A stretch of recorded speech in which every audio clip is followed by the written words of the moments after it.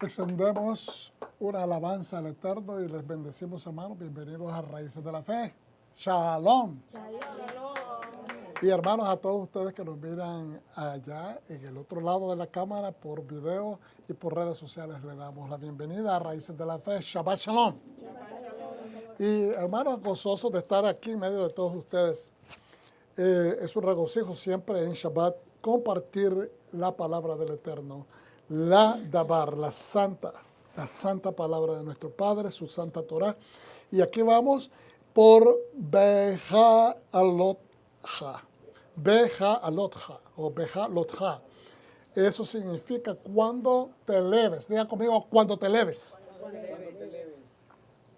Beja Alotja, cuando te leves. Vamos a pensar un poco qué significa esto por un segundo o por dos. Cuando te leves. Es una palabra que a veces utilizamos espiritualmente para decir que una persona quizás está alcanzando un nivel espiritual mayor. Como dicen por ahí, un nuevo nivel. Pero quizás tiene una profundidad mucho más que eso. Y eso es lo que vamos a descubrir, eso es lo que vamos a platicar hoy. En este día, en esta tarde, bendito sea el Eterno, y vamos hacia adelante. Entonces, Beja Atloja, cuando te leves, perdón. De la Torah estaremos estudiando dentro de lo que es el capítulo 8.1 hasta el 12.16. Números 8.1 al 12.16. De los profetas estaremos viendo en Zacarías entre el capítulo 2.14 al 4.7 y del Pacto Renovado o Nuevo Testamento, Mateo capítulo 14 del 14 al 21. Hay algunas otras escrituras que vamos a compartir, pero esta es la estructura de esta porción o parashá, cuando te leves. Bienvenidos a Raíces de la Fe, nuevamente una comunidad mesiánica, y todos decimos Baruch Hashem. Baruch Hashem. Bendito sea el Eterno. Entonces, el libro completo de Bamidbarot, Números, contiene cinco mandamientos. Es decir, esta porción, Beja Atloja, cuenta con 5 mandamientos, y esta es la porción número 36. En el ciclo anual de estudio de la Torah, es decir, que cuando hoy terminemos este mensaje, habremos estudiado ya en lo que va del año, desde Génesis, que empezamos a estudiar hasta este momento, 36 porciones. La Sidra de Beja Alotja es la tercera porción del libro de Números. Estudiamos Bamidbar, que es la primera, segunda fue Naso, ¿verdad? Y la tercera es Beja Lotja. La parasha Beja Lotja tiene 3 mandamientos performativos, es decir, de estos 5, 3 se tienen que hacer, pues son positivos. Es algo que Dios ordena que hagamos. Y 2 son prohibitivos o negativos, algo que no se debe de hacer. Y ahí ustedes tienen el total de todos los mandamientos por libros, sumando a 613 en total. De estos recursos hemos estudiado y hemos extraído los elementos para hacer este mensaje, esta presentación. Así que vamos hacia adelante, hermanos. Vamos a levantarnos y dar gracias, bendecir a aquel que nos ha entregado su santa Torah. Berajú et Adonai HaMevorah. Baruch atah Adonai Eloheinu melech haolam asher bachar banu mikol ha'amim ונתן לנו את תורתו. Amén. Bendigamos a Adonai y bendito es Él. Bendito es Adonai por siempre será. Bendito eres Adonai, nuestro Elohim, Rey del universo, quien nos escogió entre las naciones y nos instruyó con su Torah. Bendito es Adonai, dador de la Torah. Amén. Aleluya. Pueden sentarse y vamos hacia adelante. Vamos a tratar de ser concisos hoy. ¿Cuántos dicen amén? Amén. Aleluya. Aarón prepara las lámparas. Habló Hashem a Moshe diciendo, habla a Aarón y dile, cuando eleves, que es interesante, no dice cuando te eleves, pero dice cuando eleves, es decir, enciendas, consagres la menorá, La menorá es la lámpara de 7 candiles. Las lámparas de 7 candiles alumbrarán hacia adelante del candelero central. Es decir, las 3 candelas o candelabros de la derecha como las 3 de la izquierda se tienen que voltear y alumbrar hacia la central, que es el Shemesh. ¿Okay? Y Aarón lo hizo así. Encendió hacia la parte anterior del candelero sus lámparas como Hashem lo mandó a Moshe.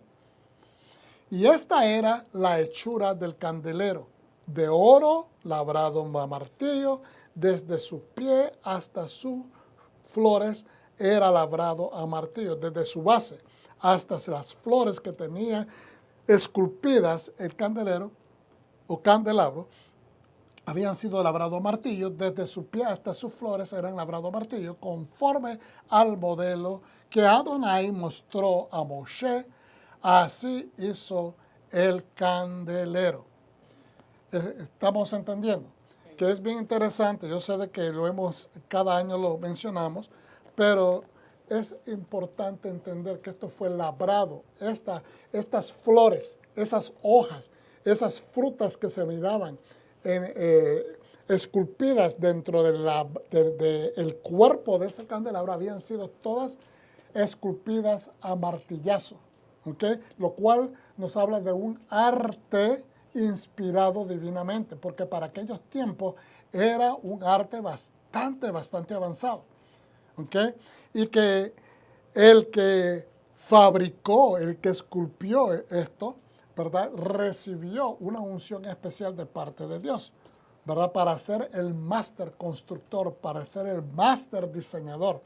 Ahora, yo tengo aquí una pequeña nota al pie de esta página donde decía que buscara cómo leer del Midrash. Yo quiero compartir algunas cosas del Midrash verbatim, es decir, verbalmente, sin aumentarle, porque es importante que pongamos esto en perspectiva. Y así vamos entendiendo la perspectiva del pueblo hebreo, el pueblo israelita, el pueblo judío, ¿verdad?, cuya cultura es la base principal o la plataforma de donde las escrituras son escritas. Entonces dice, ok, voy a buscar un poquito más adelante, ok. Aarón, dice, decidió participar. Cuando vio Hashem, dice, las ofrendas que se trajeron, aprobó las donaciones de los otros Neisim, de los otros príncipes de la nación. Y estoy hablando de la porción anterior de Naso, donde se trajeron ofrendas que yo mencioné, fueron iguales. Todas las ofrendas eran exactamente lo mismo. ¿Por qué? Porque Dios estaba interesado en levantar las cabezas de cada una de las tribus, dijimos la semana pasada, sin hacer diferencia. Y hicimos la reseña de que si por ejemplo, la tribu de Judá, que era la más grande, tenía mucha gente, si cada uno ponía, digamos, cantidades de oro, de plata, de lo que fuera la ofrenda, iban a ser, es decir, proporcionalmente iban a ser mayor la ofrenda de ellos que los demás, porque es más gente, es obvio. Entonces, pero las más pequeñas dieron lo mismo con las medianas y con la que era mayoritaria. ¿Por qué? Porque Dios quería levantarlos a nivel como nación. Entonces ahora, ¿verdad?, dice acá, como una reseña, después de que sucedió esto, Hashem recibió todas esas ofrendas, agradado, del corazón con disponibilidad. Y ahora dice, inmediatamente, que Aarón decidió participar también. Aarón, el sumo sacerdote. ¿Por qué? Porque es la cabeza ¿de qué?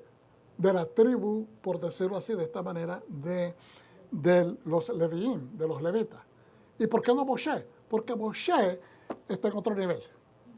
Moshe, aunque es de la tribu de Leví, está como el regente, es como el rey en ese momento, es el Mashiach que está reinando en su tiempo.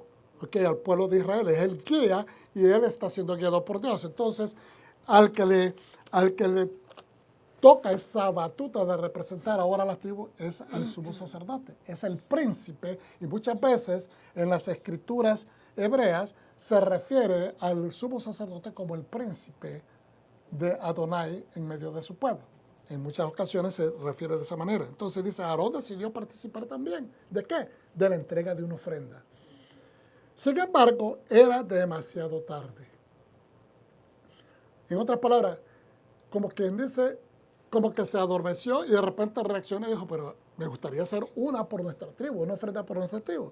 Hashem ya había aceptado las donaciones de Efraín como valiendo, dice, como valiendo por la 12ª tribu, es decir, convalidándolo como la tribu número 12. Y así Aarón no recibió su turno entre los Neisim, entre los príncipes. Infortunio para mí, dijo Aarón. Eso es una mala suerte para mí. El Todopoderoso no ha perdonado el pecado del becerro de oro. No me ha perdonado, por eso no me permitió. Él se está inculpando. Como muchas veces nos pasa, que queremos tal vez participar en cosas que son para el eterno y la gente busca culpables, la gente busca quién es la culpa, busca si es el líder que no me quiere, que no me aprecia, que esto y que lo otro. No.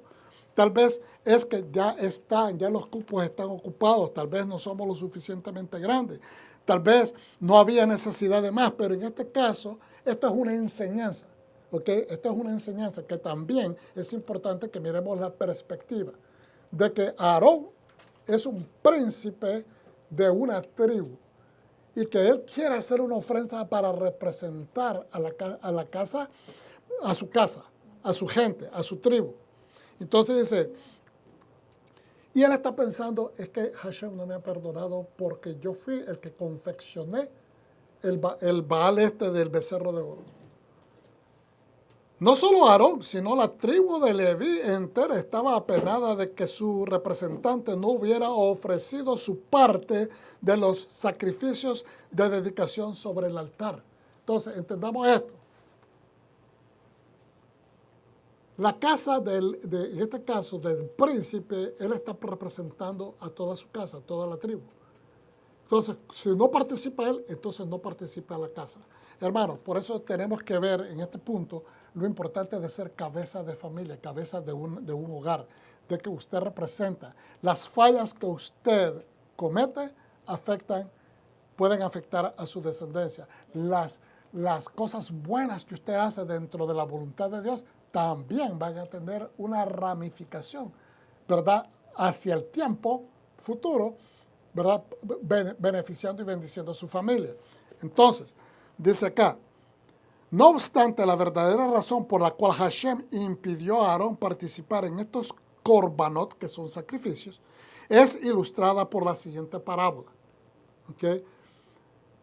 Déjeme decirle que esto es bien interesante.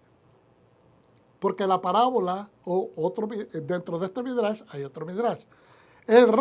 Un rey proclama que un gran festejo se celebraría en su jardín de su palacio. Sus correos recorrieron todo el país llevando los mensajes de invitación, ¿okay?, para que todos participaran. Empleados, trabajadores, gente de campo, todo el mundo, ¿okay?, estaba invitado a esta gran celebración. Pero dice, solo un amigo del rey, solo el amigo, lo identifica como el amigo. Cuando dice el amigo significa que tenía un amigo bien cercano de confianza. ¿Okay?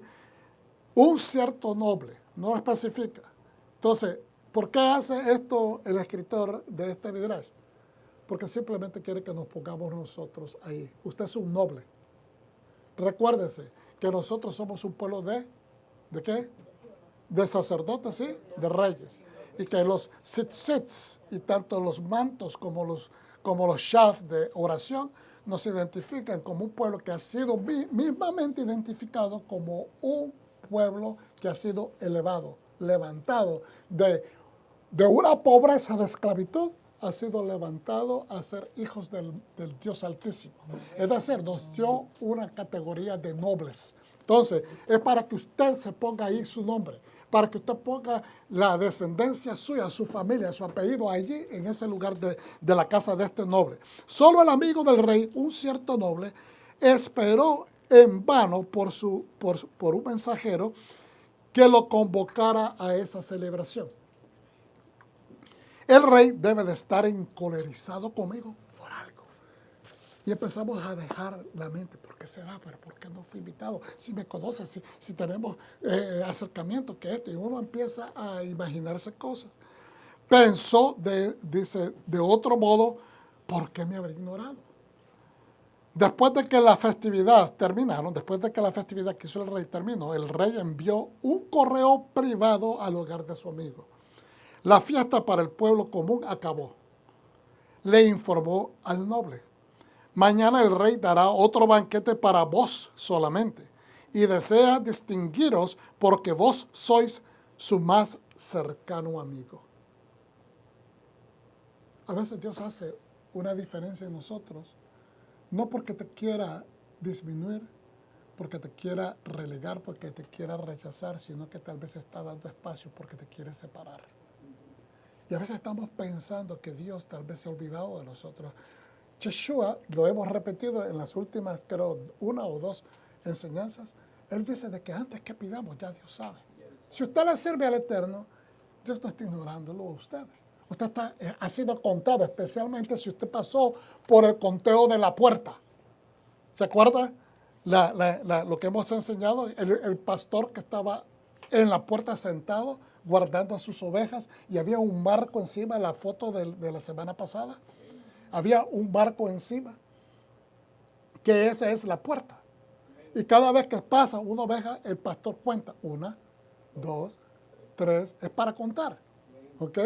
Entonces, ¿se acuerdan en las caricaturas que antes miraba que uno está tratando de estudiar y uno se podía cortar ovejitas en los muñequitos, ¿verdad? Una saltaba el corral y entonces se contaba 1, 2. Pues eso sale prácticamente de las escrituras, porque el shepherd, el pastor, cuenta sus ovejas mientras van cada una pasando la puerta. Y cuando usted, ¿quién es la puerta? Yo soy el camino, la verdad y la vida. Nadie va al Padre si no es por mí, porque yo soy la puerta. Yo soy la puerta, nadie va al Padre si no es por mí. Entonces, cuando usted pasó por la puerta de Yeshua, que es la única manera de salvación, usted ha sido contado, su cabeza ha sido elevada. ¿Estamos entendiendo? Si usted aceptó a Yeshua como el enviado del Eterno para su salvación, y usted ha jurado a través de Yeshua que va a servir al Rey, al gran Rey del universo, a Hashem, a Adonai, entonces significa que usted ya fue contado, ha sido levantado. Ahora, ¿eso es garantía que usted va a pasar por la eternidad elevado? No, depende de la observancia de la persona. ¿Ok? Porque uno tiene que retener. Y esta lección de hoy, esta enseñanza de hoy, nos manifiesta de una manera sencilla que a veces creemos que no estamos siendo contados, que no estamos siendo levantados, pero Dios nos está separando para hacer un levantamiento que todos los demás puedan observar. Que uno mismo se quede perplejo de ver cuánto amor, cuánta dedicación, cuánta atención tiene Hashem para con nosotros. Amén. Entonces, fíjense bien ahora. Continuamos con esto. Porque dice, similarmente, fíjense en el comentario, no aceptó las donaciones de Aarón a causa de que un honor mayor había reservado para él. A veces no podemos ofrendar. No es porque no queremos. Porque, ¿qué sería que pudiendo y no lo hacemos? Pero cuando no hay, hermano, no hay. ¿Estamos entendiendo? Pero pudiendo, podemos hacerlo, porque mayor beneficio. Dios sabe cuando no hay. Y nadie puede criticar, nadie puede poner el dedo a nadie. Ahora, similarmente Hashem no aceptó las donaciones de Aarón a causa de que un honor mayor había reservado para él. Él recibiría la mitzvah, el mandamiento de preparar la menora. Y uno se puede preguntar, ¿encender un candelabro? Eso es la gran mitzvah, el gran mandamiento, la gran acción de bendición. Y es aquí donde el corazón del ser humano debe analizar la inclinación. Acuérdese, ¿qué representa la menora? Recuérdese, ¿dónde está localizada la menora? ¿Qué hace? ¿Cuál es la función de la menora? Además de representar luz dentro del palacio del rey, ¿qué simboliza espiritualmente la menora? Y entonces, Él dice que ha sido, y vamos explicándolo, no lo voy a decir yo, sino vamos a dejar que el Midrash nos enseñe. Y dice, dice, él recibiría la mitzvah de preparar la menora. Su tribu, los levitas, tendrían también la distinción especial de que ellos serían santificados como sirvientes de Hashem en una ceremonia, descrita en el próximo capítulo. ¿Ok? ¿Y cuál fue esa ceremonia? Es parte de esta parashá. Ellos son ofrecidos, son presentados ante el pueblo, son ofrecidos por Aarón y él hace una ofrenda de los levín, de los levitas, como que si fuera una ofrenda. Y los mece simbólicamente, como que ellos están sobre sus manos y los ofrece simbólicamente a Adonai, es decir, los está consagrando al servicio de Adonai. Ahora, fíjense bien lo siguiente.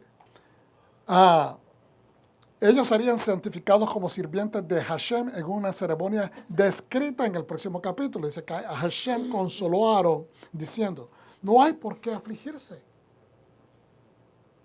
Escuchemos esa voz cuando Dios dice, no te preocupes, no lo tomes a mal, no te disminuyas, no te afectes tu alma, no te achicopales, no pienses menos de ti. ¿Okay? ¿Por qué le dice eso? Para ti yo reservé una mitzvah que sobrepasa la ofrenda de los sacrificios de dedicación.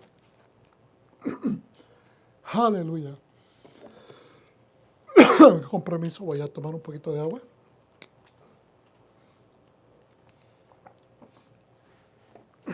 Sobrepasa los sacrificios de dedicación. ¿Okay? Y dice, tú y tus hijos prepararán la menorá en el Mishkan y el Beit HaMikdash, sagrado templo de Jerusalén. Obviamente, los levíim no tenían autorización para entrar al palacio del rey, es decir, al lugar santo, ni mucho menos al lugar santísimo, solamente el sumo sacerdote y los otros sacerdotes. ¿Okay? Pero ellos ayudaban con la preparación de las mechas, las candelas, el combustible, lo que sea, el aceite. Ellos tenían que asistir con eso. Por eso, aunque no entraban integralmente, ellos eran parte del proceso de reanudar el servicio mismo del candelabro. La mitzvah de encender la menorá durará por siempre. Espérate un momentito. Es una mitzvah a la eternidad. Y Aarón está representando a toda su descendencia. Él es la cabeza, él es el original. Y su sacerdocio, ¿okay? Por eso se le llama la orden aarónica, porque él es la cabeza. Y entonces eso él representa, por eso él representa a toda su descendencia a la eternidad. Todos los sacerdotes descienden de la línea de Aarón. Bueno, los sacerdotes y también de Sadoc. Ahora, tus descendientes, los Hashmonaim, dice, eventualmente los asmoneos van a instituir algunas otras, dice, las velas durante Hanukkah, pero eso es otra parte. Ahora quiero leer esta última porción de este Midrash, porque vamos recolectando puntos importantes. Esto es una encomienda hacia la eternidad. Es importante porque lo que representa la menora, el valor espiritual, el valor físico, y también lo que representa acerca del Mesías. ¿Okay? Entonces dice acá, Hashem empleó un término inusual por encender la menorá, diciendo Bejalotha, antes que eleves. Antes de que eleves. Entonces los sabios dicen, aquí hay un clue, como dicen en inglés. Aquí hay una pista. A ver, aquí hay una pista. ¿Okay? ¿Qué es esta pista? ¿Por qué dice cuando lo eleves o antes que las eleves? ¿Okay? Algunos pensaron al principio, hay comentarios que dicen que era porque él tenía que ascender, porque la menorá tiene más o menos una altura de 6 pies. Y entonces, si se trataba de encender desde abajo, ¿verdad? No era entonces hacerlo con un entendimiento sabio, porque estás elevándote, dice, estás elevando la mano, pero lo vas a encender de largo, no es con el mismo respeto. Es decir, estás haciendo algo como a manera de un oficio laboral. ¿Estamos entendiendo? Si hacemos algo a la larga y hay un esfuerzo y nos tenemos que extenuar para encender esa, esa vela o esa mecha, entonces, y tenemos que empinarlo, estamos haciendo esa función a manera de un oficio laboral. Pero si tú tomas el recato de acercar una escalerilla y te subes y te pones a nivel, te vas a cerciorar de que la limpieza sea con un ojo que observe o supervise adecuadamente, que toda el área quede bien limpia, que las mechas sean reemplazadas. No puedes hacer el trabajo desde largo o con una actitud, es simplemente una menorá. Entonces, o sea, esto se recoge de los diferentes comentarios. Pero ahora, al hacer esto, te estás elevando tú para poder elevar el estatus de lo que estás reemplazando. Al elevarte tú, estás elevándote para el propósito de elevar la mecha, que va más allá de encenderlas, que va más allá de ponerlas nuevas, de renovarlas, de restaurarlas el servicio. Porque no es simplemente el servicio de que estén renovadas para que funcione bien, sino de que una vez que están quemadas, están sirviendo el propósito, porque lleva hacia el agrado del Eterno, llega hasta el agrado, el corazón del Eterno. Entonces, es la dedicación, es la fe, es el ímpetu con la que nosotros nos entregamos a las cosas del Eterno, que van a llegar al agrado del Eterno, que van a demostrar dónde está el nivel de inversión. Por lo tanto, al elevarte tú, estás haciendo elevar el estatus de la menorá y de su fuego, de cada una de las mechas encendidas. Porque tú estás transfiriendo de tu espiritualidad a la misma menora para que entonces esa mecha agrade al Eterno. ¿Estamos entendiendo? En otras palabras, Yeshua está representado los 7 niveles o manifestaciones o atributos espirituales que Yeshua manifestó mientras caminó la tierra. ¿Ok? Habla de sus espíritus. Habla de sus espíritus y hablo en manera plural porque así lo presenta. Perdón, las escrituras en el profeta Isaías. Pero el punto acá es que son atributos. Son atributos que representan el carácter del Mesías. Entonces, miren lo que dice aquí. Una noche, un hombre adinerado dijo a su amigo, un simple trabajador, que él cenaría en su casa. El trabajador arregló su casa prolíficamente, preparó la comida e iluminó el comedor con velas.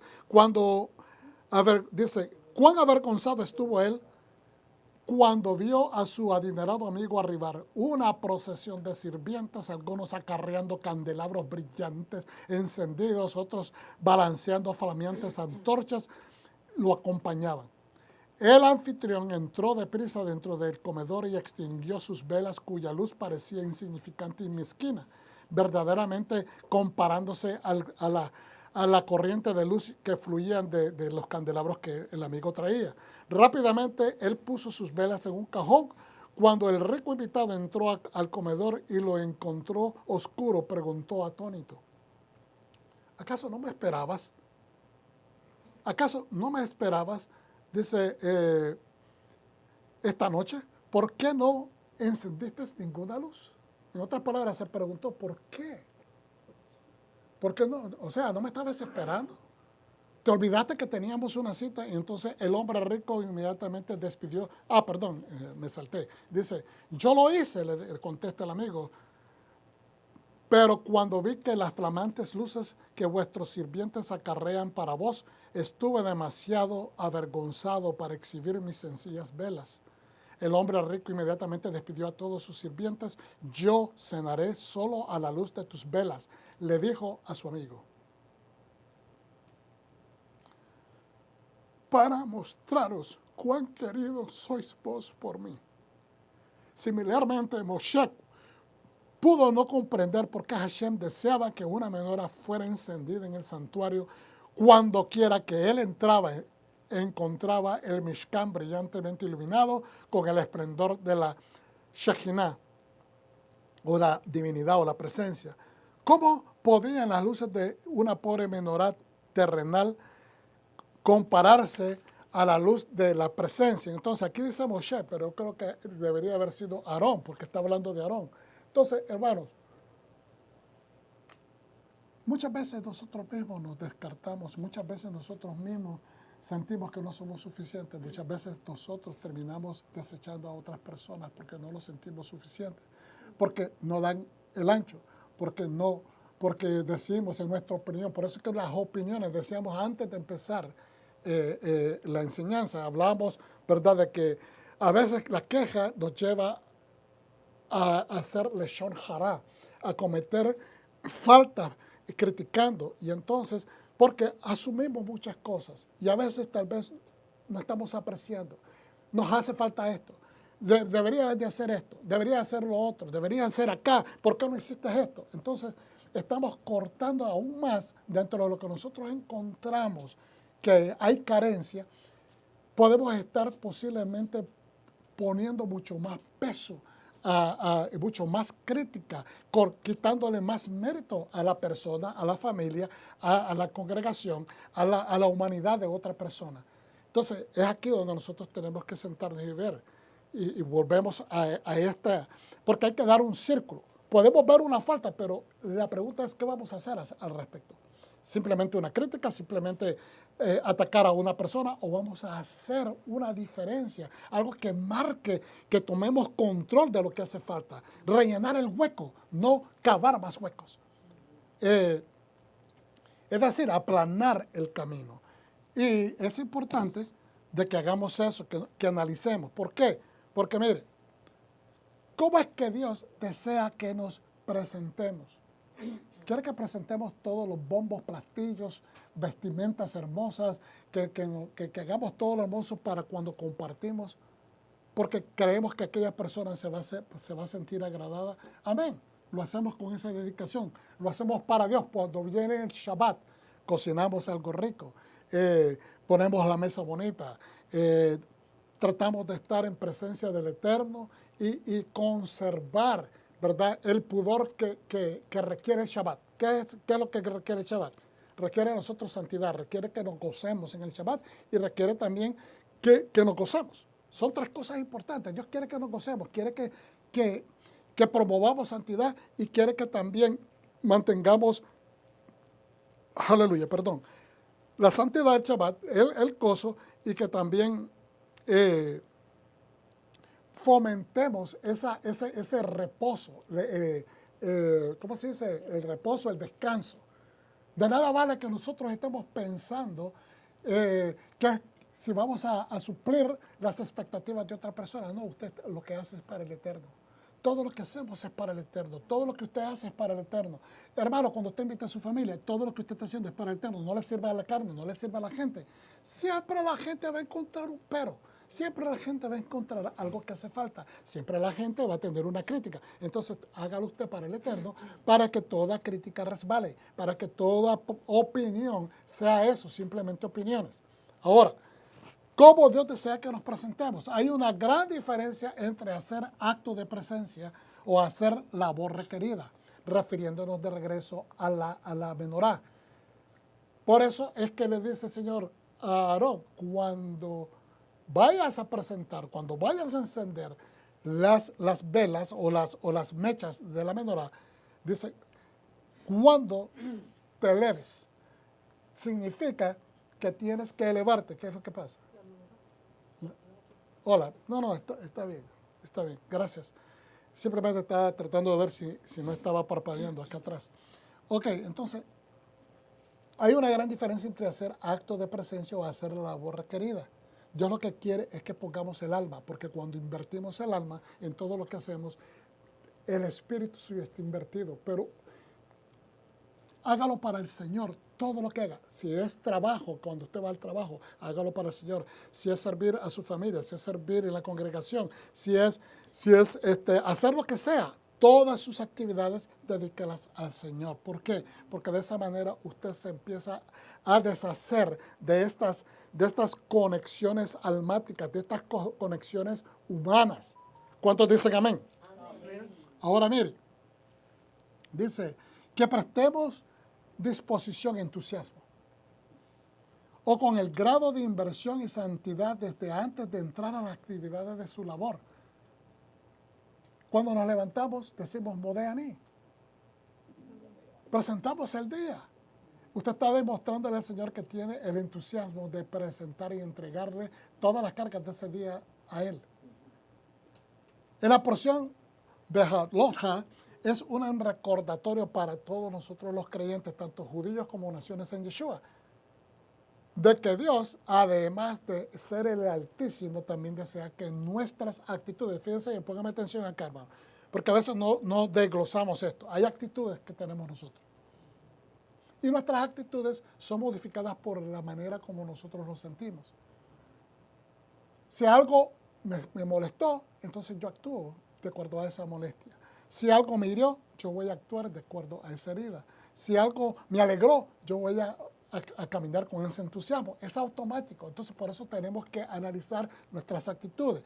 ¿Qué son las actitudes? Se refieren a las formas en que la gente se comporta, piensa y siente en relación a algo o alguien.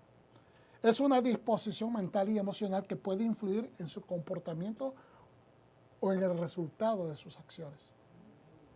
Cuando una persona se porta malcriada, digamos, usted va a la tienda y usted va con una actitud malcriada, el trabajador no lo va a atender con disposición, porque lo que usted acaba de provocar es lo mismo que usted anda encima. Usted anda enojado y provocó que otra persona se enoje. ¿Ok? Ahora mire, las aptitudes, ¿qué son las aptitudes? Es la capacidad, son las capacidades o habilidades para realizar una tarea específica. Aptitud es los skills, las destrezas que usted tiene para hacer algo. Es decir, el potencial para aprender y ejecutar ciertas acciones. Dios escogió a Aarón porque él tenía esa capacidad de ser objetivo, a ser específico, ser, ¿cómo se dice?, meticuloso en lo que él hacía para el servicio de Dios. Por lo tanto, él fue escogido para eso, porque él tenía, y era un gran privilegio, porque representa, ¿qué representa la menorá? Son los atributos de Dios, lo que Dios manifiesta al mundo, lo que el Mashiach vino a manifestar al mundo. Entonces, ¿qué manifestó el Mashiach? Beneficios, milagros, señales, prodigios, sabiduría, conocimiento, entendimiento,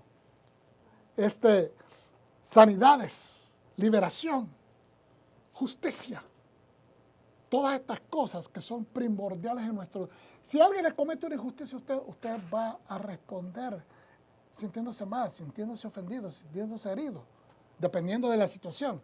Y dice, y que estén alineados, pero Dios quiere que las actitudes y las aptitudes estén alineadas. ¿Con qué? Con su elevación, con la elevación de Él. Es decir, no es que vamos a adquirir la elevación del Altísimo, absolutamente no. Dios es santo, santo, santo, es el Altísimo. Pero si Dios es santo, dice la Escritura, entonces Él requiere que todo aquel que le sirve se manifieste en santidad, no de manera superficial o simplemente laboral. Podemos hacer muchas cosas en el servicio del Eterno. Podemos vestir al desnudo, podemos calzar al que está descalzo, podemos alimentar al hambriento, podemos poner techo sobre el pobre, podemos visitar a los enfermos, podemos, ¿cómo se dice?, visitar a los presos, podemos inclusive ayudar para el funeral de alguien. Todas estas cosas son buenas, son tremendas, son parte de nuestra fe.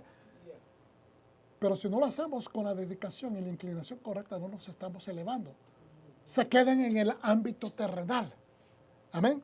Entonces, si Dios es santo, Él requiere que nuestra intención sea a nivel de altura, que busquemos como que esas acciones se eleven. No de manera superficial o simplemente laboral, por ser un oficio, pero de forma espiritual, lo que implica que está invertida tu alma y corazón, tu fuerza, que es tu cuerpo, y tu esencia, que son tus recursos. Porque ¿qué es lo que nos dice el Shema? Amarás a tu Dios con, ¿verdad? Con toda tu mente, con toda tu alma y con todo tu cuerpo. O sea, con toda tu esencia. ¿Ok?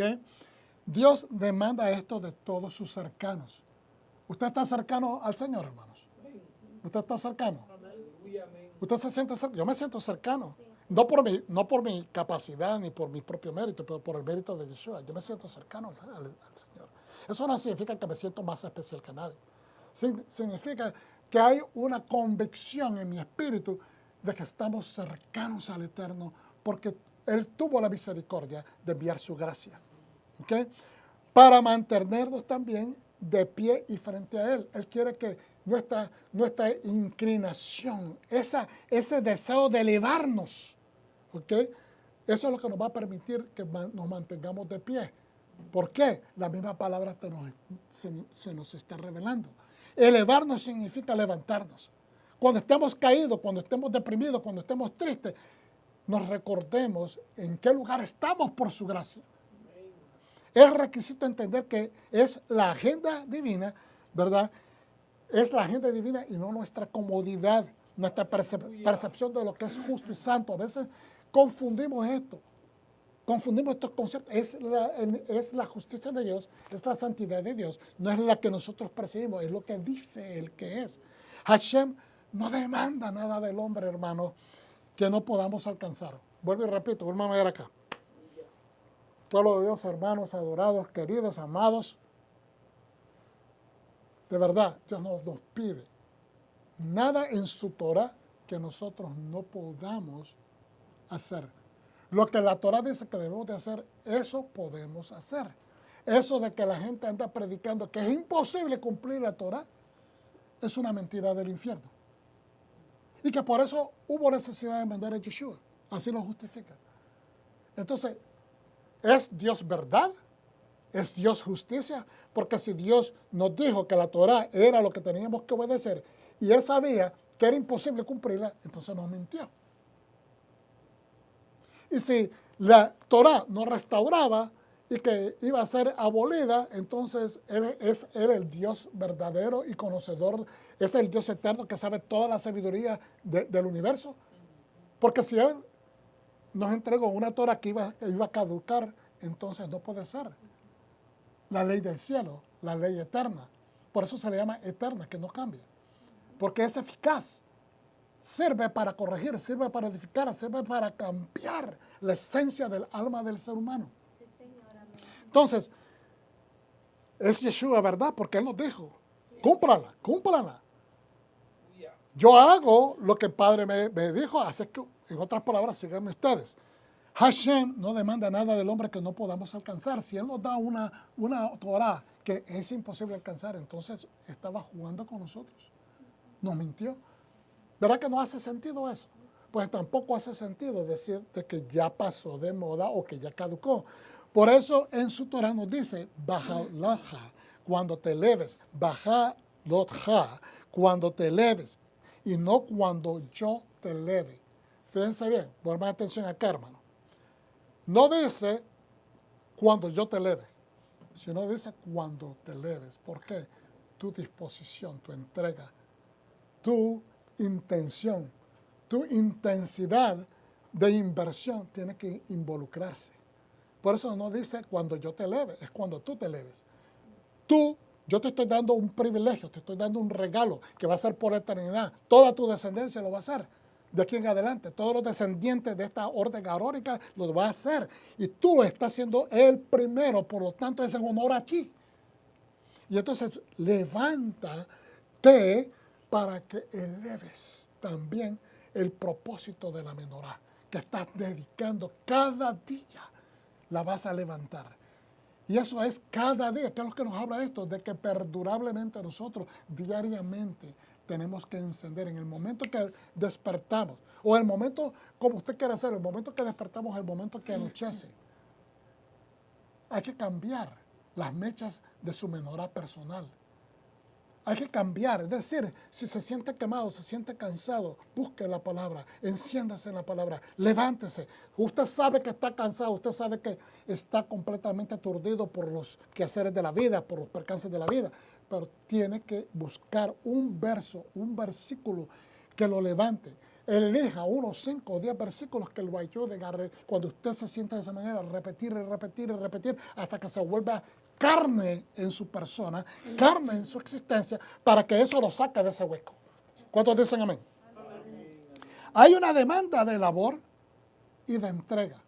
Hay una demanda de labor, que es la parte del oficio, hacerlo físicamente, lo que se tiene que hacer, pero está la entrega. ¿Ok? Y la entrega es espiritual. Dice, notemos que la orden comienza con Aarón, el Cohen Gadol. Empieza con él. El orden comienza por la casa y por la cabeza de la casa. Por eso digo, si usted es jefe de familia, si usted es el que lleva la dirección de su hogar, usted, todo lo que usted haga o no haga o deje de hacer, afecta.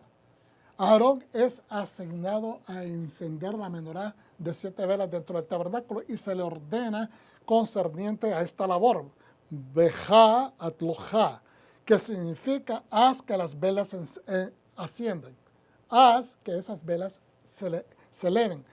Los sabios de bendita memoria, es decir, los místicos, interpretan el mandamiento como que Aarón debe de encender las velas hasta que asciendan. ¿Cómo? ¿Las va a levantar? Después que las enciende, ¿las va a levantar la menorá? No. A asegurarse que permanezcan encendidas. Es decir, usted cuando prende una vela no se separa. Porque sabe una cosa, no sé si le ha pasado a usted, que cuando usted enciende una vela, cuando vamos a encender las velas del Shabbat, la primera, y si usted mueve la mano bruscamente, usted succiona el aire, el oxígeno que está en alrededor. Si usted mueve, entonces ala ese viento y puede apagar la vela. No sé si le ha pasado, a mí me ha pasado. ¿Okay? Entonces, ¿qué significa eso? Que se asegure que permanezcan encendidas. Es decir, hacer un gesto tal significa que no estamos invertidos en el proceso, que simplemente estamos haciendo la función de encender la vela, pero no estamos concentrados, que es algo que debemos de inclinarlo a que le agrade a Hashem. No es simplemente hacer, ok, vamos a encender la vela y vamos a hacer el Shabbat y ya, vamos a hacer la oración. No, se trata de tomarse el tiempo. No es que lo hagamos en cámara lenta, no es eso, sino que nuestra dedicación es la que hace ascender esas mechas encendidas. ¿Estamos entendiendo? Es tu espíritu, el espíritu que inviertes en hacer la voluntad de Dios. En el caso, ¿verdad? Porque no existe ningún verso que diga en la Biblia y vas a encender las velas todos al caer la noche en Shabbat. No dice. Pero el encender las velas se concentra en, como decíamos al principio de esta enseñanza, antes de entrar a cámara, que es separar el día. Es como establecer una cortina donde separamos los días normales del día santo. Ahora, dice, Aarón debe de encender estas velas hasta que permanezcan encendidas por sí solas, independientemente de la fuente de fuego con la que fueron encendidas. Y ustedes se deben de recordarse que ningún fuego que se encendía en el templo venía de otro lado. No se encendía un fuego en un cuarto o en un lugar. Era todo tomado del altar, ¿verdad? Del altar de bronce, que era donde se llevaban las ofrendas o los sacrificios. Pero acuérdense que habían 3 diferentes fuegos. Y que uno de esos fuegos específicos sobre ese altar, ¿okay?, era para encender las velas, las mechas de las menorá y también para el incienso que se quemaba dentro del lugar santo. Este principio es similar y se aplica a nosotros. Vamos a comparar esto a nosotros. Como cuando le enseñamos a una persona, como cuando yo estoy acá. Imagínense que yo estuviera aquí enseñándoles a ustedes esta palabra y yo estuviera, porque así dice el Señor, hermano. Y yo estuviera así, ¿verdad? Como que estuviera cansado, pues ustedes se me van a dormir. No estoy transmitiendo un espíritu. ¿Ok? A veces yo estoy bien animado y ustedes no están tampoco animados. ¿Verdad? y tengo que estarles aplaudiendo para que se despierten. ¿Verdad? Pero imagínense que uno viniera con esa actitud. Entonces no sería efectivo. Entonces el principio es similar, es como cuando le enseñamos a una persona a elevar su alma con amor o sabiduría. Elevar a su alma. Es decir, queremos transferir. A veces una persona se siente mal, fíjense que tengo este problema, me están dando dolores de cabeza. ¿Qué es lo primero que hacemos nosotros? Le preguntamos, ¿usted está tomando algo? Para saber si está bajo tratamiento. Entonces, si no, mire, ¿sabe qué? Yo he tomado esto, este tececito, esto acá. Entonces empieza a tratar de elevar a esa persona. ¿Con qué? Transmitiendo conocimiento, transmitiendo la experiencia suya. Ahora, lo mismo cuando son cosas espirituales. Estamos transmitiendo la esencia que lo ha levantado usted porque sabe que trabaja, porque sabe que Dios es eficaz en su vida y lo que está usted transfiriendo del mismo espíritu. ¿Ok? De ese mismo espíritu. ¿Qué fue lo que hizo en esta misma porción? Porque nos habla que cuando vino Moshe, estaba aturdido porque el pueblo empezó a quejarse. Empezaron a decir, oh, qué rica la comida que teníamos allá en Egipto. Comíamos pescado y era gratis. Bueno, tenías que ir a pescar porque no te lo iban a regalar en un mercado, ¿verdad? ¿Qué otra cosa? Decían de que tenían muchas cosas allá, cuando realmente esa era una vida de esclavos. Realmente ellos alcanzaban lo que podían alcanzar. Pero el punto es que se empiezan a quejar y empiezan a pedir carne. Entonces llega Moshe desesperado porque no es una queja, es la queja de todo un pueblo gigante, 2,5 millones, quizás, digamos, no los 2,5 millones, pero digamos la mitad, quejándose y exigiendo que querían comer carne, que ya estaban aturdidos. Este es el segundo año que están en el desierto y tienen ya tiempo comiendo maná. Dicen los sabios que el maná, de lo que se imaginaba la gente que estaba comiendo, ese sabor adquiría el maná. Era milagroso. ¿Ok? Pero estaban cansados de comer maná. Todos estaban rechazando el don gratuito de Dios. ¿Ok? Y nos pasa a todos. Si nosotros comemos pescado toda una semana, yo sé que usted se va a hastiar del pescado. Si cuando nos toca comer la matza,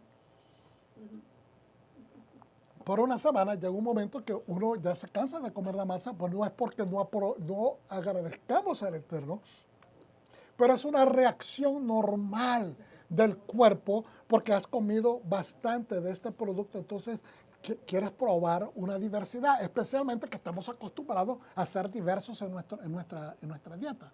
Por lo tanto, es normal. Lo que no es normal es ser mal agradecido.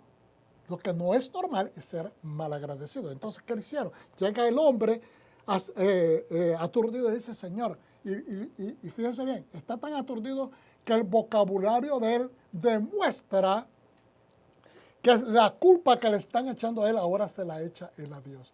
Como decíamos anteriormente, la actitud con la que tú llegas a un lugar va a parir el mismo nivel de actitud que tú estás transmitiendo a esa persona.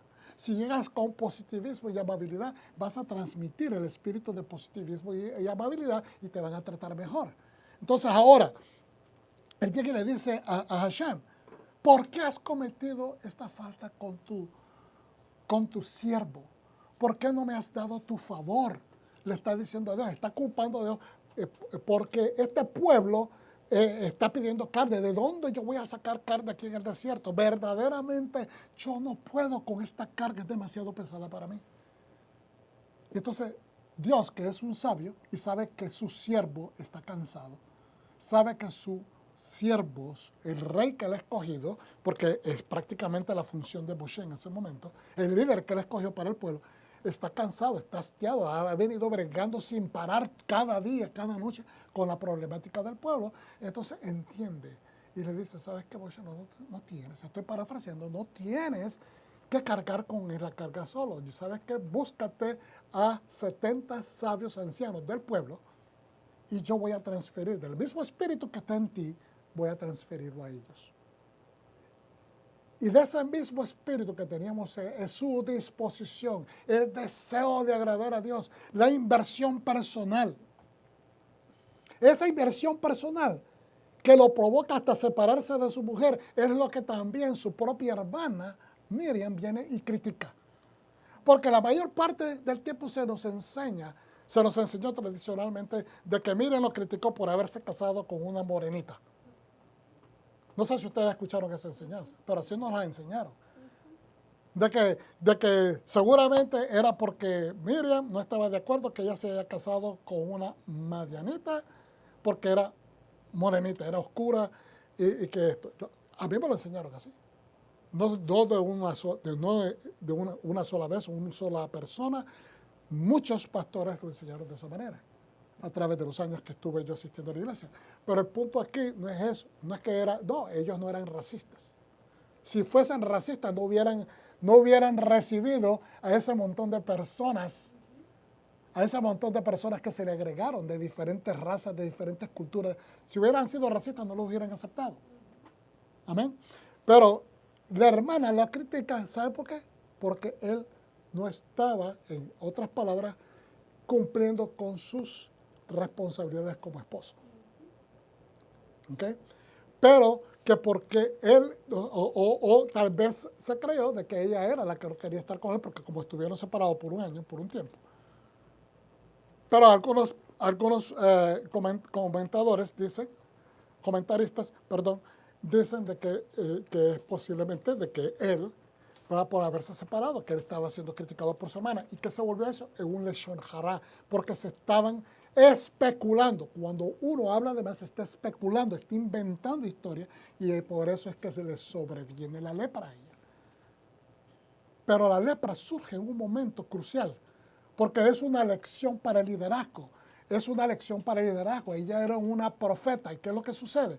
Que Hashem trae esta enseñanza fuerte sobre ella para que el pueblo también entienda que Dios es imparcial, que Él no toma, que Dios no toma lados, sino que Él va a traer justicia. Aún si el liderazgo comete una falta, Él va a traer justicia.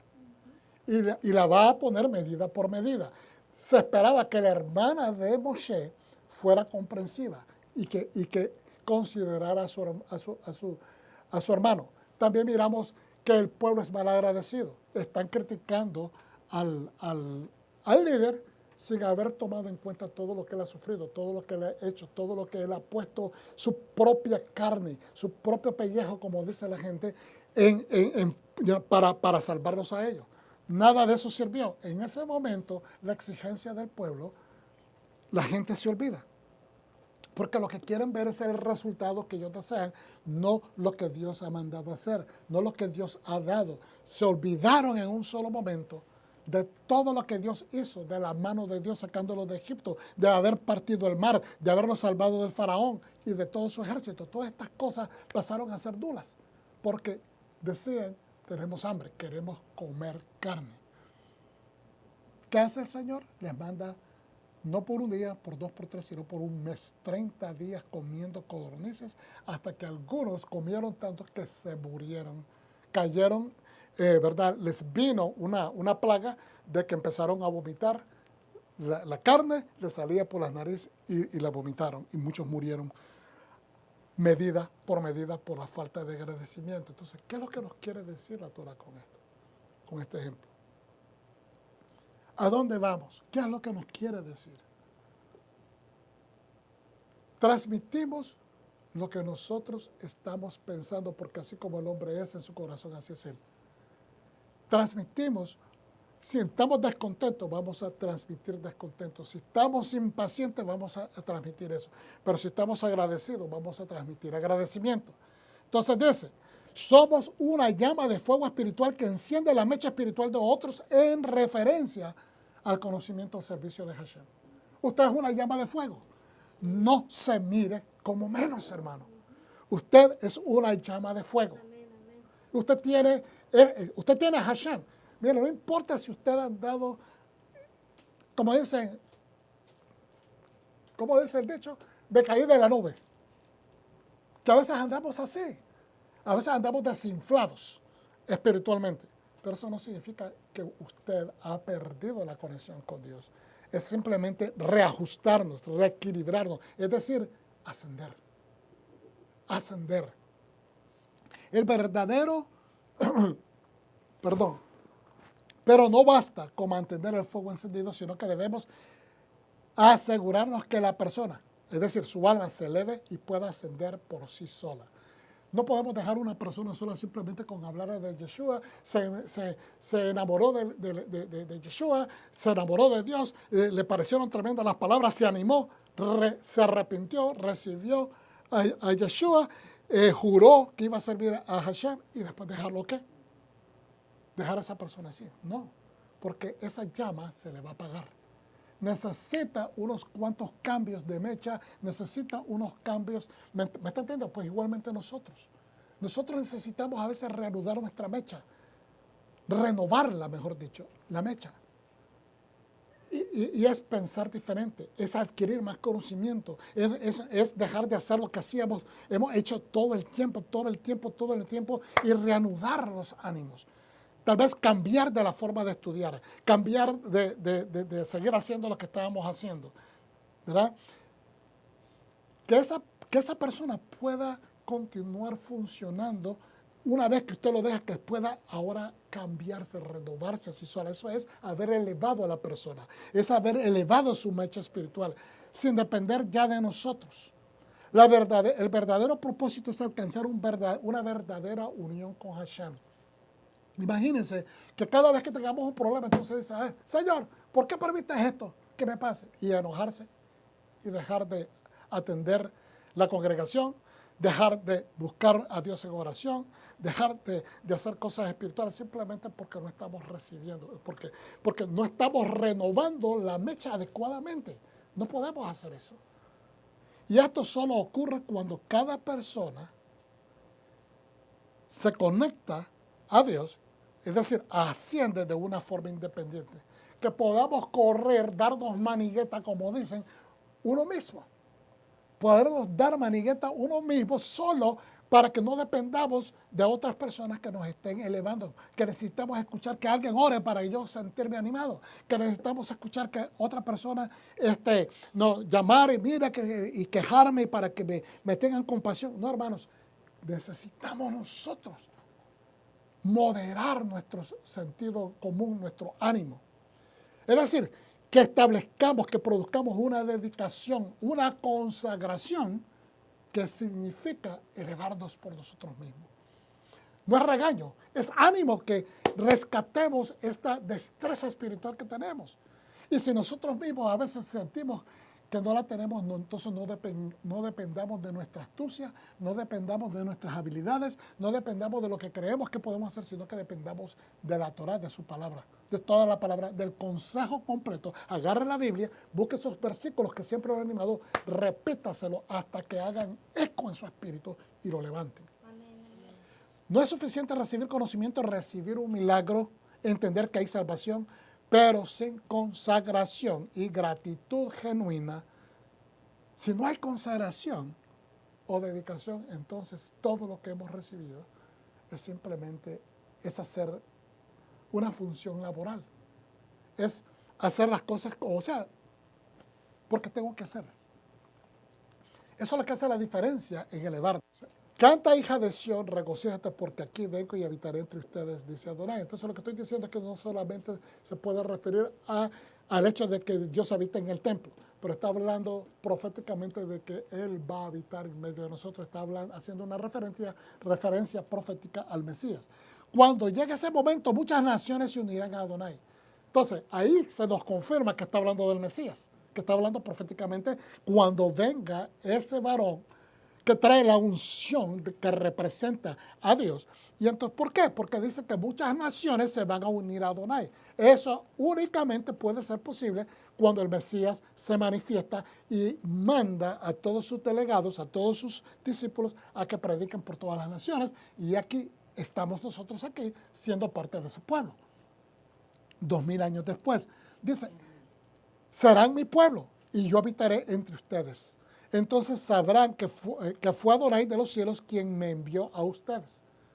Nuevamente, está hablando el profeta, pero está hablando como que el Mesías es el que está hablando. Ahora ustedes se van a dar cuenta que es Adonai quien me envió, que no fue cosa invento mío.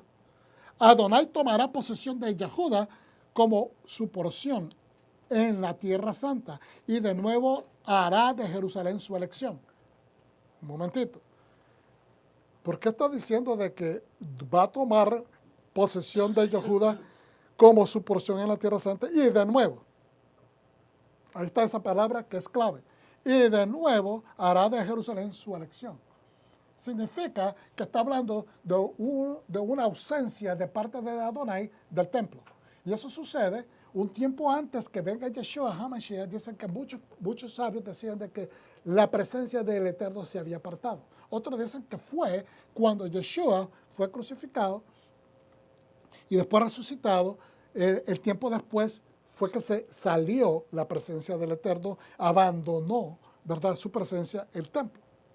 Y entonces después se sobrevino la persecución y sobrevino, ¿verdad?, la destrucción del templo y eventualmente de Jerusalén. Entonces quiere decir que está hablando de algo que ni se imaginaban los estudiosos en ese momento que Zacarías habla esto que iba a llegar a suceder.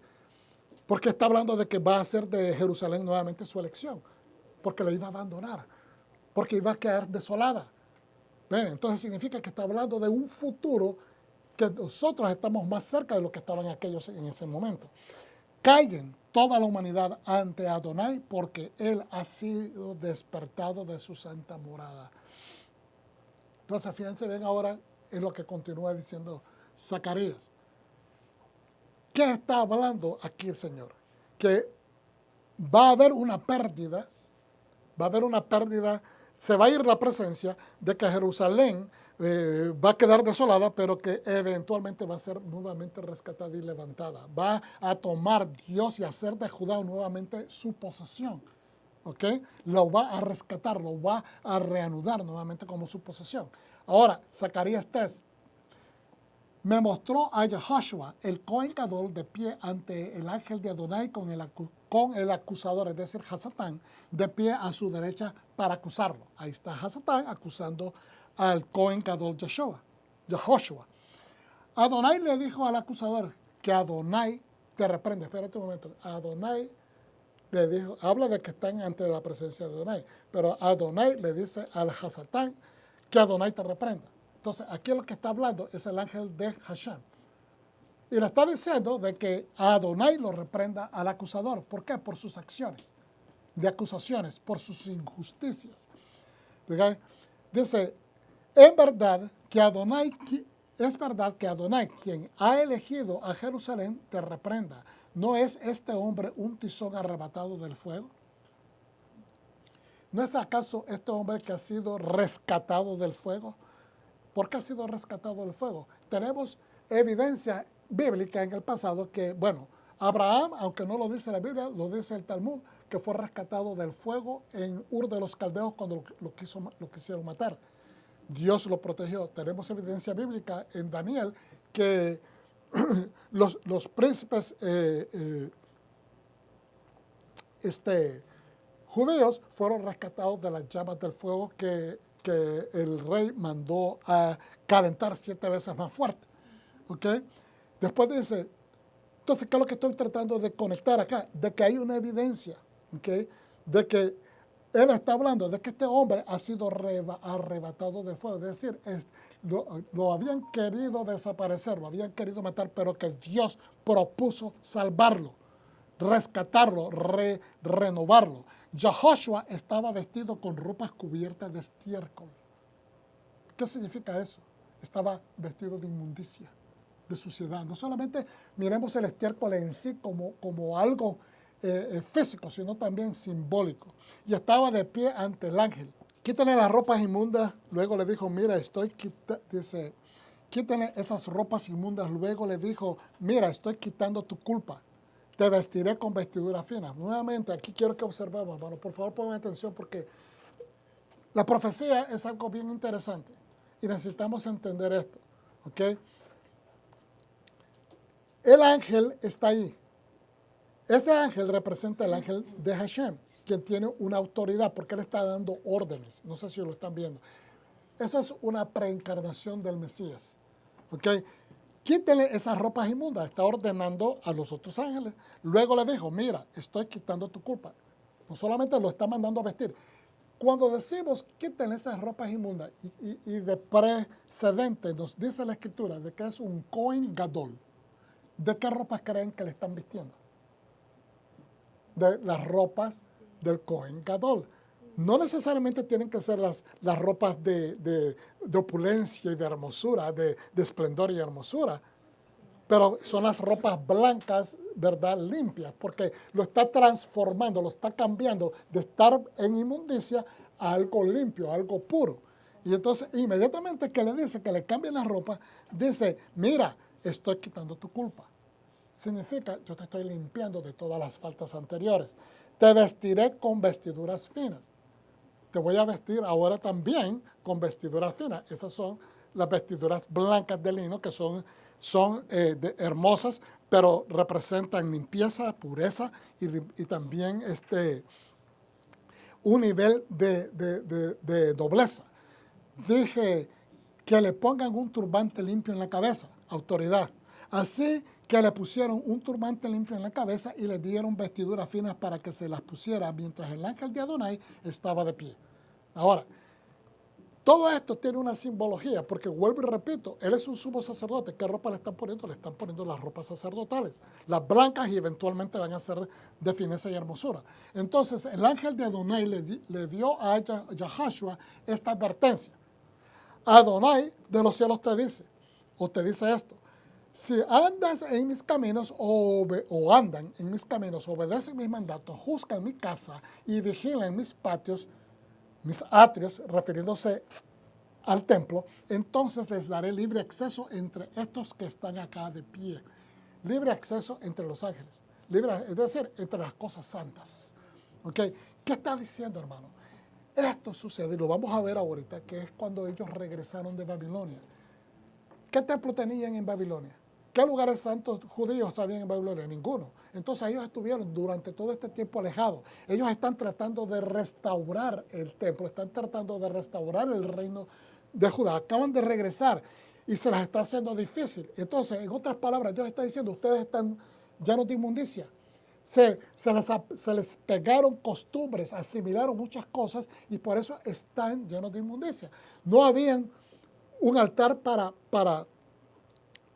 preparar las ofrendas, no había manera de purificar sus faltas, en otras palabras. No había manera de limpiar, porque no había manera de hacer ofrendas de sacrificios para agradar a Dios. Es a través de los sacrificios que la gente se limpiaba. Por lo tanto, él no podía, como sumo sacerdote, cumplir con hacer el sacrificio de un toro, hacer el sacrificio de un carnero para limpiar su casa, para limpiar sus pecados, para limpiar el templo. Es decir, había un procedimiento, un protocolo que no se podía cumplir. Entonces Dios le está diciendo, te estoy borrando, estoy pasando todas estas cosas por alto, te voy a dar las ropas para que empieces a funcionar y que ayudes a tu pueblo a restaurarse a mi presencia. Y si ustedes cumplen siguiendo mi Torah, siguiendo mis leyes, yo les voy a dar acceso a las cosas santas nuevamente. Escucha, Cohen Gadol Yehoshua, tanto tú como tus colegas sentados acá delante, porque estos hombres son una señal, ojo, una señal de que voy a traer a mi siervo Semach, el renuevo, el brote, el retoño o retallo o retoño, como usted le quiera decir. Pues mira las piedras que he puesto delante de Yehoshua, es una piedra y hay 7 ojos en ella. Grabaré lo que se ha de escribir en ella. Vuelvo y repito, verso 9. Pues miren la piedra que he puesto delante de Yehoshua. Es una piedra, en esta piedra hay 7 ojos. Grabaré lo que se ha de escribir en ella, dice Adonai de los cielos, y quitaré la culpa de la tierra en un solo día, proféticamente nuevamente. Está hablando cuando el Mashiach venga y sufra y a través de su sacrificio el pecado sea limpio. Y se activa nada más para aquellos que reciben el regalo del Eterno y entienden la santidad. Entonces dice, pues miren la piedra que he puesto delante de vosotros, ¿verdad? Grabaré lo que ella se escriba. Grabaré lo que en ella se escriba. Yeshua es la piedra que le sirvió de tropiezo a mucha gente.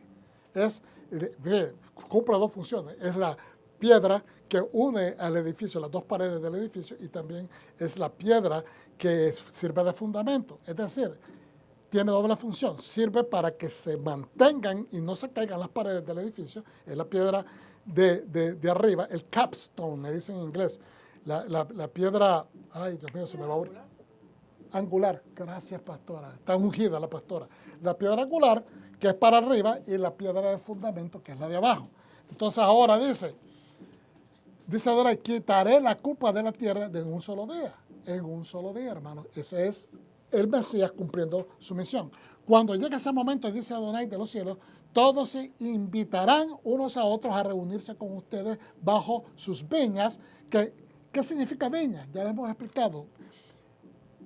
Viñas es uvas, es vino. Significa entonces las fiestas solemnes. ¿Okay? Y las higueras son las yeshivas, las escuelas, las sinagogas, los lugares donde se comparte la palabra. Entonces las viñas e higueras, todo el mundo es invitado a participar, a recibir de la palabra del Eterno. Está hablando proféticamente, es lo que estamos viviendo hoy en día.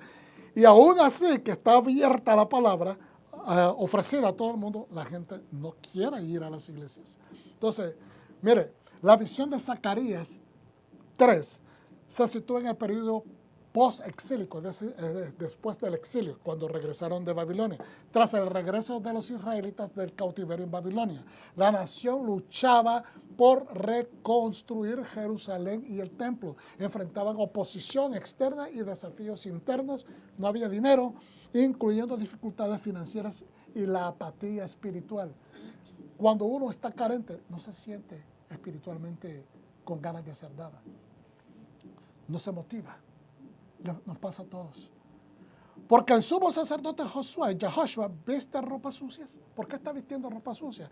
En la visión de Zacarías, el sumo sacerdote Josué aparece vestido como ropa sucia para simbolizar varias cosas. Uno, las ropas sucias representan el pecado, en particular los pecados del sacerdocio y de la nación en conjunto. Ay, el sumo sacerdote comete pecado. Pues claro, si es un ser humano, tiene sentimientos, tiene actitudes, tiene problemas, ¿ok?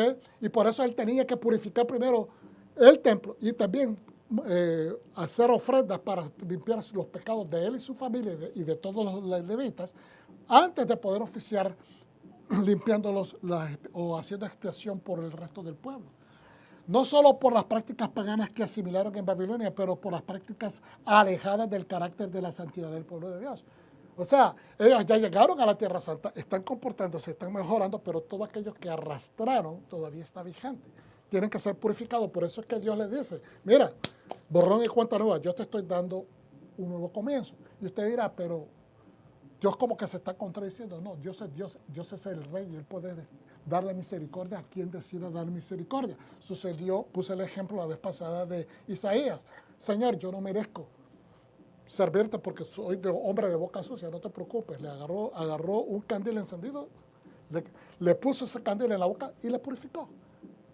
Él necesitaba seguramente hacer un sacrificio de arrepentimiento y para poner las cosas en su lugar, pero decidió Dios hacerlo rápido porque era necesario que hubiera un comienzo. Y si no están todos los elementos activados o propicios al alcance de ellos, para que ellos puedan hacer su trabajo como sacerdote, pues Dios fue el que los elevó. A veces nosotros esperamos hacer cosas. No solamente se trata de hacer la labor y también la inclinación, pero a veces cuando estamos desanimados, estamos afectados por el ambiente, por todo lo que nos ha golpeado, a veces Dios viene y nos levanta. Ese es el que nos levanta, nos da un nuevo comienzo, nos eleva. Entonces dice, el pueblo se encontraba en un estado de contaminación espiritual, lo cual afectó su relación con Dios. Entonces, también afectaba la pobreza. Las ropas andrajosas pueden representar las dificultades físicas y económicas que enfrentaban los israelitas durante este periodo de reconstrucción. La falta de vestimenta adecuada por el sumo sacerdote durante el culto simbolizaba un estado de agotamiento general. O sea, es como se sentía él. Por eso Dios necesita intervenir. Así como nadie esperaba que el Mesías traía capacidad de expiar las faltas del mundo, y todavía no es bien aceptado, todavía en el mismo pueblo judío no es bien visto, parece que es una idolatría, pero es Dios quien decidió otorgar ese beneficio a través de su Hijo. Entonces dice, cuando el ángel de Adonai lo manda a vestir con ropa limpia, esto está él cambiando de la suciedad, de la impureza, de lo pecaminoso a la santidad. De verdad, trayendo bendición, proveyendo bendición y éxito a la misión. Es decir, Dios está garantizando. Estoy interviniendo porque mi voluntad es que todo lo que están haciendo ustedes se lleve a cabo. Esta es la misión, tú la tienes que cumplir. Y se termina cumpliendo con el apoyo de Shalatiel, que es la persona elegida para que sea el gobernante. Josué representa al pueblo. Josué, como sumo sacerdote, representa a toda la nación judía. Fíjense bien estos puntos y terminamos con esto. Sus vestiduras impuras encarnan los pecados colectivos y la angustia del pueblo que él está dirigiendo. Esas son los que significan esas vestiduras impuras. En resumen, las vestiduras sucias del Cohen Gadol, el sumo sacerdote Yahushua, son un símbolo poderoso dentro de la visión que resalta la pecaminosidad y la difícil situación de la comunidad que la comunidad estaba viviendo después del exilio. Su posterior cambio a vestiduras limpias representan el perdón, la purificación y la restauración que Dios está haciéndole al sacerdocio primero y eventualmente a la nación a través del sacerdocio. Esto también incluye la confirmación que la reconstrucción de Jerusalén y del Beit HaMikdash, el templo, será un éxito. Entonces, ¿pero qué tiene que ver esto con la elevación que estamos hablando? La llave está en el verso 3:7. Adonai de los cielos dice esto: si andan en mis caminos, obedecen mis mandatos, juzgan mi casa y vigilan mis patios, entonces les daré libre acceso entre estos que están acá de pie. Escucha, Cohen Gadol Yahushua, tanto tú como tus colegas sentados acá delante, porque estos hombres son una señal, una profecía. Ustedes representan una señal profética de que voy a traer un siervo, el Semach, el renuevo. Va a ser el brote, el retoño. Yahushua, el sumo sacerdote, y Cohen Gadol y sus compañeros discípulos son los precursores proféticos de Yeshua, el Mesías, y sus discípulos. Es decir, Yahushua, el sumo sacerdote, está siendo puesto como ejemplo como el precursor profético de que va a venir Yeshua HaMashiach y sus discípulos. Mashiach apareció en Judea en medio de la influencia pagana gentil que tenía contaminada toda la nación de ese primer siglo. Entonces, y también hasta el punto que fue visto como que Yeshua es un falso profeta. Se le ha tirado suciedad, se le ha criticado de ser falso, se le ha criticado de ser una persona que perdió la dirección, que se volvió loco, etcétera, etcétera. Entonces, es profético, porque nos enseña de que aún en medio de esto, Dios reivindicó a Yahushua, el sumo sacerdote, así mismo como su hijo va a ser reivindicado a través de Israel y de todas las naciones a su regreso. Entonces, quiero terminar nada más con una lectura del Nuevo Testamento. Y dice de esta manera: era día de preparación y los judíos no querían que los cuerpos permanecieran en la hoguera en Shabbat, pues era un Shabbat especialmente importante. Así que pidieron a Pilato que les quebraran las piernas a los que estaban crucificados y que retiraran los cuerpos. Los soldados vinieron y le quebrantaron las piernas al primer hombre que había sido colgado en la hoguera junto a Yeshua y luego las del otro. Pero cuando llegaron a Yeshua y vieron que ya estaba muerto, no le quebrantaron las piernas. Sin embargo, uno de los soldados le atravesó el costado con una lanza y al instante salió sangre y agua. El hombre que lo vio ha dado testimonio de ello y su testimonio es verdadero, hablando de sí mismo, Juan. Y él sabe que él dice la verdad, así que ustedes también pueden confiar. Porque estas cosas sucedieron para que se cumpliera este pasaje de el Atenaj, donde dice, ninguno de sus huesos será quebrantado. Y además en otro pasaje dice, mirarán al que traspasaron. Esa es la señal del futuro. Cuando Yeshua va a ser reivindicado como profeta y como enviado del Eterno, es cuando el mismo pueblo certifique con sus propios ojos que él fue atravesado y cuando él conteste aquella famosa frase que diga, ¿dónde te hicieron esas heridas? ¿Dónde te las hicieron? En la casa de mis hermanos, en la casa de mis amigos. Y se van a dar cuenta de que él fue el enviado y va a ser restaurado. Y en ese momento, toda la misión de Yeshua cobrará vida. Ahora, en el pueblo a quien Él originalmente fue enviado a restaurar y a salvar. ¿Cuántos dicen amén? Padre Santo, te damos gracias por esta palabra. Te bendecimos y te honramos porque tú nos elevas. Y es necesario, es menester que nosotros en cada acción que hagamos, en cada cosa que ofrezcamos a ti, elevemos esa misión, poniendo nuestro corazón, nuestro esfuerzo,